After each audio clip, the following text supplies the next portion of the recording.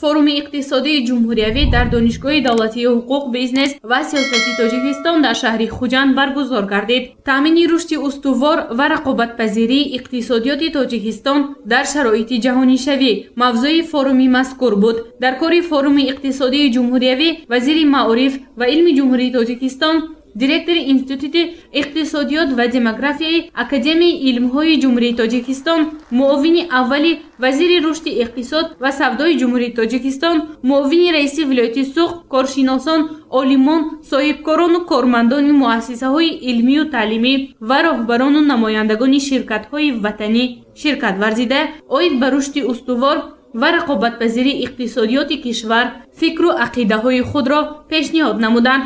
вазири маориф ва илми ҷумҳурии Тоҷикистон Муҳаммад Юсуф Имомзода ва директори Институти иқтисодиёт ва демографияи Академияи миллии илмҳои ҷумҳурии Тоҷикистон Шариф Раҳимзода тариқи онлайнӣ сухан намуданд. гуфта шуд, ки саҳми соҳибкорони ватанӣ барои рушди иқтисодиёти Тоҷикистон зиёд аст.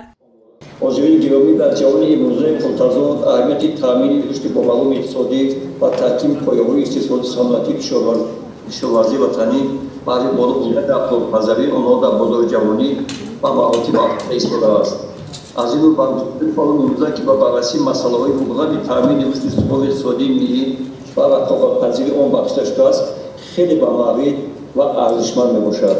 мо дар самти таъмини ҳадафҳои асосӣ ё ҳадафҳои стратегии кишвар қарор дорем таҳти роҳбарии пешвои муаззами кишвар ва бояд ҳама корро кунем, то ки иқтисодиёти мо рушд кунад. чикаре ки шумо медонед, дар ноҳои соли ҷорӣ иқтисоди ҷумҳурии Тоҷикистон 4.2% рушд кард ва ин нисбати 6 моҳа 0.1 банди фоизӣ зиёд буд ва мувофиқи пешбиниҳои вазорати рушди иқтисод ва савдои ҷумҳурии Тоҷикистон ин солро мумкин бо нишондиҳандаи 4.7% ба анҷом мерасонем, ки албатта аз нишондиҳаҳои нақшавӣ кам аст. муовини раиси вилояти Суғд Анвар Яъқубӣ дар форуми ҷумҳуриявӣ сухан кард. таъкид кард, ки яке аз амалишавии стратегияи миллӣ таъмини амнияти озуқаворӣ мебошад. бо ташкили форуми иқтисодӣ метавон барои рушди ин соҳа саҳм гузошт. амалишавии 4 стратегияи миллӣ, яъне аз бумбасти коммуникатсиони баровардани Тоҷикистон, таъмини амнияти озуқаворӣ, ба даст овардани истиқлолияти энергетикӣ ва чорум ҳадафи стратегияи миллии саноатикунонӣ бо сурати кишвар имрӯз ба мо имконият дод, ки вақте ки пандемияи коронавирус 19 дар ҷаҳон авҷ гирифту ҳама иқтисодиётҳо, ҳама ҳукуматҳо, ҳама давлатҳо худро бо мақсади ҳифз намудани бозори истеъмолии худ бисёр монеагиҳо барои содироти маҳсулоту бисёр рафту омаду чӣ доштан, тавонистем бо сарварии пешвои муаззами миллат ва ҳукумати мамлакат вазъиятро дар Тоҷикистон дар эътидол нигоҳ дорем. дар форуми мазкур иштирокчиён дар мавзӯъҳои иқтисодиёт маъруза намуданд. ҳамчунин бо иштироки соҳибкорони ватанӣ, докторантон, унвонҷоён, магистрантон ва донишҷӯён мубодилаи афкор ва мизи мудаввар дар раванди чорабинии имрӯза гузаронида шуд. ҷиҳати таъмини ҳадафҳои стратегӣ, танзими равандҳои муҳоҷирати меҳнатӣ, рушди бахши хусусӣ ва дастгирии ниёзманди аҳолӣ иқтисодиёти кишвар тадбирҳо меандешанд. ҳама бо мақсади баланд бардоштани сатҳи ҳам дониш, ҳам тарбияи ҷавонон ба ҳисоб меравад. ман фикр мекунам, ки имрӯз ҷавонони ихтироъкор, навовар хеле зиёд ҳастанд. он маслиҳатҳое ки аз ҷониби шумо шуд, албатта мо дар оянда ҳамкорӣ мекунем, истифода мебарем. барои иштироки шумо аз номи аҳли иштирокчиёни форум, аз номи риёсатиро ташаккур мегӯем. форуме ки имрӯз баргузор гардида истодааст, аз ду қисм иборат аст. қисми ифтитоҳӣ баромади мавзӯъҳои вобаста ба мавзӯи форум ва қисми дуюми он меёста вохӯрии донишҷӯён, аспирантон, магистрантон бо ёстаман аз соҳибкорон, он шахсоне ки ба форуми имрӯза иштирок доранд, قسم دوم برگزار می‌گردد. در آنجا هم نمایشی دستاوردهای دانشجویان نشان داده می‌شود.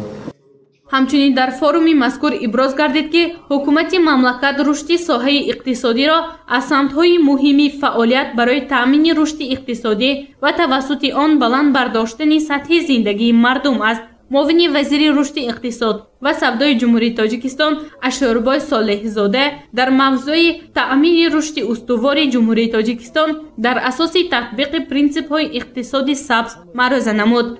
استراتژی ملی رشد جمهوری تاجیکستان برای دوره تا سال 2030 هدف‌های ملی کنونی، هدف‌های رشد استوار پیش‌بینی گردیده‌اند و از جمله هدف‌های رشد استواری 7 1 و 2 12 13 11 15 این به واسطه هدف‌هایی میباشند که با اقتصادیات سبز علاقه‌مندی دارند و از جمله باید خاطر رسان نمود که جمهوری تاجیکستان تشبسکاری به واسطه در جهان تطبیق پرینسیپ انرژی سبز، تشبسکاری به واسطه